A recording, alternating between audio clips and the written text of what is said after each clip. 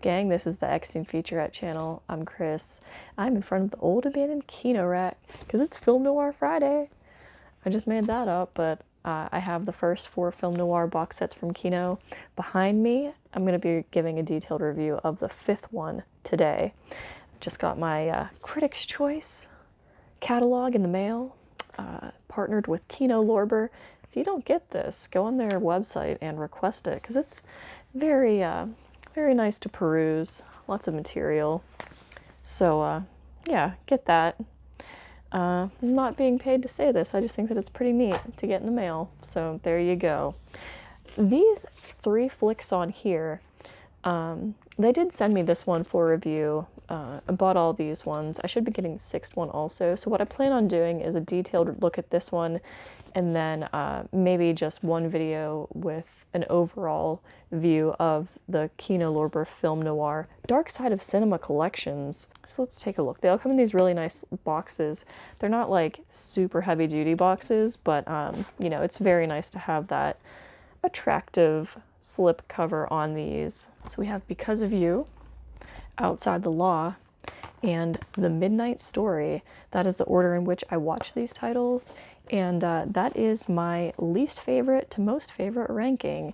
So I enjoyed all of these, but let's just start in order that I watched them. So Because of You. So no spoilers, let's just start. This is a 1952 flick. It is 95 minutes. And of course, all these are in black and white. So we have Loretta Young and Jeff Chandler here. And this was pretty bizarre. Out of all the films that I've seen in all of these collections, this is probably like my least favorite, maybe. I think that we watched this on Valentine's Day because it's supposed to be like a love flick. It's basically a story of miscommunication. It opens with Christine and her fiance Mike. They're at an engagement party. They're supposed to be wed tomorrow. It's kind of weird to have an engagement party, I guess, the day before your wedding, but I don't know how they did things in the 50s. I guess that's what they did. Mike's being very shady at the party, and you get the inkling that he's involved with some sort of nefarious activity. He stashes an envelope full of loot in Christine's handbag, and then he tells her to make a run for it. She goes out to this car, and there's some cops waiting for her, and they apprehend her, and she goes to prison for 4 years, I think. She's like totally innocent. She has no idea that this is all going on, but you know, nonetheless, she was in possession. Possession's 9/10 of the law, so I hear. So that she was in the wrong place at the wrong time with the wrong dude for sure. In prison, Christine learns to become a nurse, and she puts those skills to use. I guess she's on, I don't know if she's on work release or she's on parole. She's definitely on parole at one point in this movie. So she is working at this hospital. There's a lot of veterans there. This is supposed to be, at this point, the story is taking place in 1942. So this guy, his name is Major Stephen Kimberly. So he was injured in the war. He's like a wealthy fighter pilot slash architect, and I guess he designs like fighter jets and stuff. Homeboy has money. So Christine goes from, you know, being a prisoner to having this very wealthy guy with some emotional issues macking on her at her job. They fall in love incredibly fast, and it was very awkward to watch that because basically Major Kimberly has emotional issues, and they allude that it's because of war. I don't know, but they basically say that he's a fragile person. They keep telling her, don't hurt him, Christine, don't hurt him. He's very fragile. She hides her past, her convict parolee past from her fiance, and they get engaged, and you know, she tells her parole officer or whoever, I'm going to keep it from him, until they actually go and get married in Mexico. Like, the whole movie was very awkward, how there was just a, you know, moral of the story, have communication, open communication. Don't hide your prior convictions from your future spouse. That is a TGIX tip. So then kind of fast forward to, they have a daughter, and it does this very strange montage, you know, and what we love about film noir, like the style, very weird montages in this movie. So it's kind of like we see the passages of birthdays. So they have a daughter, And it kind of fast forwards to her being 3. So there's like a montage with a birthday cake, and she just like keeps blowing out the candle, and there's more candles, and now she's 3. I don't know. So now they're living in a very nice house together. They have help at the house, and Mike shows up, wouldn't you know. He basically forces the baby and Christine to drive him to Mexico. He says that he has to leave the country, and she's like, okay, you know, basically blackmails them. I'm gonna tell your husband about me and everything if you don't take me. So she's like, okay, I can't let my husband find out about this. But he wasn't actually just trying to leave the country. He was getting her to drive him to Mexico so that he could pick up something else illegal in Mexico. I don't really know what it was, but you know, it was in like a little piggy bank or something weird, some Mexican souvenir. So they get busted in Mexico. The police actually chase them, and they wreck the car. Mike wrecks the car, and Christine and the baby are in the car, and it's just like, you know, watching this as a mother of a 3-year-old, I'm like, oh my God, like, because you know the kid's not in a car seat. She's just like hanging out in the front with the mom, like sitting on her lap, you know, doing cartwheels on the dashboard. So that was like nerve-wracking to watch. Present day, Christine wakes up in the hospital, and she's like, oh my God, what happened to the kid? And the husband is just like, okay, we're done. Don't blame him. The story up to that point is like almost kind of normal, aside from them having like such a whirlwind romance in a very weird way. What happens next is the mom becomes a carny because she doesn't know what to do, because now she has like no rights to see her daughter, and she becomes a carny, and she like learns magic. She's just like basically a magician's assistant, and then somehow she like stalks her daughter and shows up back in her life, and the daughter loves her. It's like the daughter's like super, she's like 7 or 8, and the daughter's like super emo. She hates everything, and she's just really weird and doesn't like anybody, and she's always mad, and it's because she doesn't have a mommy in her life. So then she meets the magic lady, and you know, she loves the magic lady but doesn't realize it's actually her mom. And I don't really want to spoil the big surprise ending, but that's pretty much the build up to it. And it's very weird because you'd expect the carny thing to be kind of like the end of the movie, like kind of shoehorned in the end, but it takes up like half of the movie. Like half of the movie is probably her becoming a carny, and those montages trying to build up her backstory as to why she's now going back into her kid's life under this false pretense.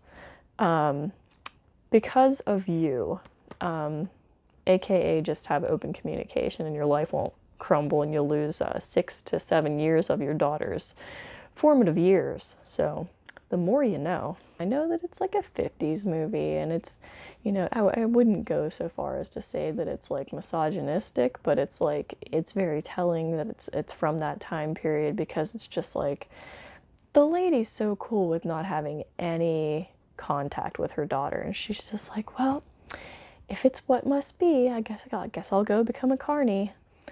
And it's just like, I can't see anybody acting like that nowadays. So that's very interesting. Very bizarre film noir, unlike any that I've seen before. Just very, very strange. It's a lesson in feminism. Very interesting. I will say it does stick out in my mind a lot. Next we have Outside the Law. This is a 1956 release. 81 minutes. I like that. T-Men blast counterfeiting racket. Starring Ray Danton, Lee Snowden, Grant Williams, and Jack Arnold directed this piece. So, you know, there's a gun on the cover. Always love that in our film noir. Yeah, counterfeiting racket. This was really, really cool. I enjoyed this one. So this opens with Staff Sergeant Salvo trying to get a drink with a, you know, buddy, some sort of branch of the military. They're trying to get a drink together, and the guy's like, oh, I got someone to meet. He has a date. He gets shot in a money exchange and died, his partner or whoever he's trying to meet with. So John Salvo is, he has a troubled past. I guess he like killed somebody with his car, and now he's in the army somehow. I don't really understand, but he's an ex-con. His father, I think his name's Alex Salvo, He is like a lieutenant for the police or something. He basically says, hey son, if you get me information on Conrad, you know, your military buddy, get me information on him and you'll get a full pardon. Very nice to know people, huh? Salvo goes to question Conrad's widow, Maria, and she takes an instant liking to him, which I don't really blame her. He's kind of cute. And she has like a gentleman friend over there, but it's not like that. It's just a family friend. So his name is Don Kastner. He is a total prick to John. So like he like extends his hand to shake his hand, and he just snubs him. Very, very mean character. They refer to dollar bills in this counterfeit movie as willies, and I love the line, got a pocket full of willies. That really was entertaining to me. So basically everybody in the store is mixed up in like this counterfeit operation, and it's a matter of trying to figure out who is involved and who actually knows what's going on and who doesn't. This is a really great father-son movie because, you know, the father is trying to do a really big favor for his son John, and I guess they have been out of communication for a number of years, and he wants to get back in touch with his son, and he's doing this really nice thing for him and just trying to get back in his life. And all the while John is like, this is just about my pardon, Dad. I don't want anything to do with you. I'm done with you. The whole conflict stemmed from whenever John was involved in his original vehicular homicide or whatever he was charged with. He wanted his dad to help him get out of that then. His dad basically said, we have to let the law handle it, and he didn't help him. That's why he went to prison, whatever. So now that's why John's kind of like excommunicated his father. There's a lot of really great conflict, a lot of resentment there, a lot of father-son resentment. There is a lot of stalking in this movie. Dawn does a lot of stalking. John does a lot of stalking. There's some really interesting scenes there. So I'd say it's just basically a fun detective type flick with a romantic twist to it. It was very enjoyable. It was, you know, I haven't seen too many counterfeit based movies, but this was a really good one. So cool love story, and you know, there was lots of pocket full of willies to be seen. Then we had The Midnight Story from 1957, 90 minutes, a cool hour and a half. We have Tony Curtis, JLC's daddy, Marissa Pavin, Gilbert Roland, the strangest manhunt in the history of crime. This is probably one of my favorite film noirs that I've seen to date. The Midnight Story starts with a Father Tomasino, a priest, a man of the church. He is murdered in a dark alleyway. We don't know who did it. So Tony Curtis plays Joe Martini, and Joe Martini is a traffic cop who we learn had a very close relationship with Father Tomasino. He was an orphan, and Father Tomasino, like at the orphanage, kind of took him in and was his family. We get the sense that that was like his father figure, and he basically wants to avenge his death. So Joe has a sneaking suspicion about this guy named Silvio that he saw at Father Tomasino's funeral. He just got bad vibes from him, so he really sticks his neck out, tries to encourage like all the higher ups at the office to, you know, all the detectives on the murder case. Hey, put me on the murder case and let me look in the direction of this guy because he's giving me the creeps. When they tell him, you know, cool it, Joe, go back and issue some traffic tickets, he turns in his badge and he's like, I am going to continue to like live on the streets and investigate this guy 100% of the time. So Silvio owns a restaurant, and he like heads to his restaurant and says, hey, you hiring anybody? Father Tomasino's my friend. He told me to talk to you. He didn't get any reaction out of saying Father Tomasino. So Silvio takes him into his house. He's like, oh, you don't have anywhere to go? You need a job? Like, come live with me. You know, come. He's Italian, and he has like all of his family lives at home. He has his mom and then his cousin and his little brother. And there's this whole really, really cool family dynamic whenever you go to their house. It's just like all of the characters are so vibrant, and it like the way that they interact is just really, really entertaining. There's some really good chemistry there.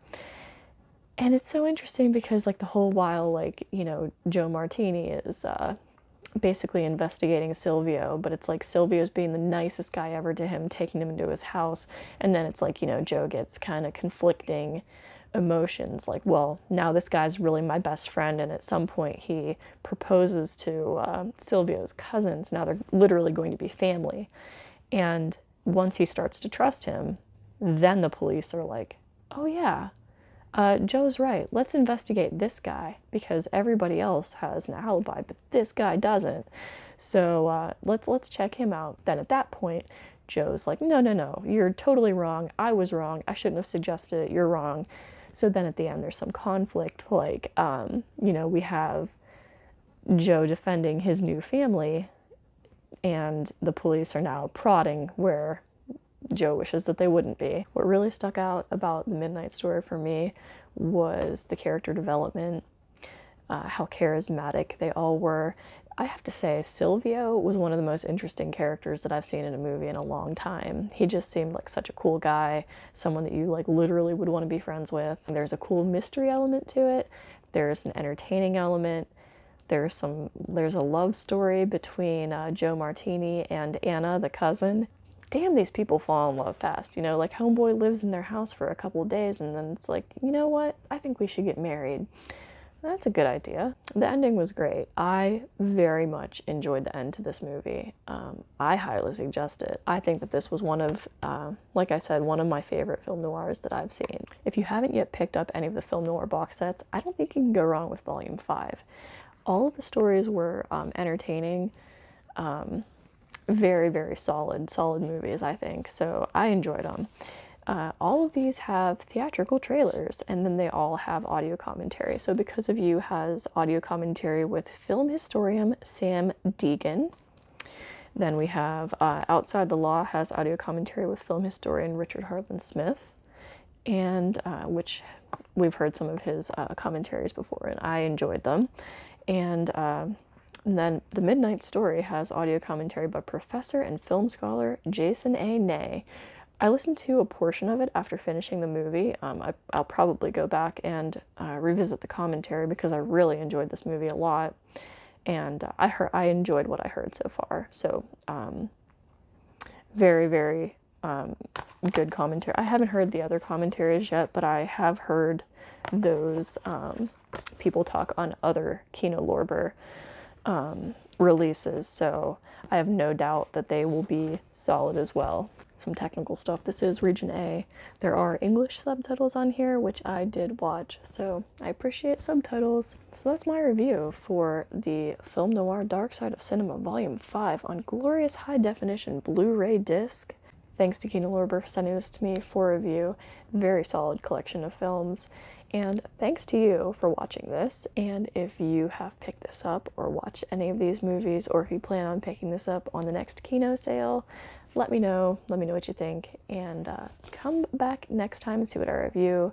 Definitely look for my review of all of the different film noir box sets in the future, and I will see you next time.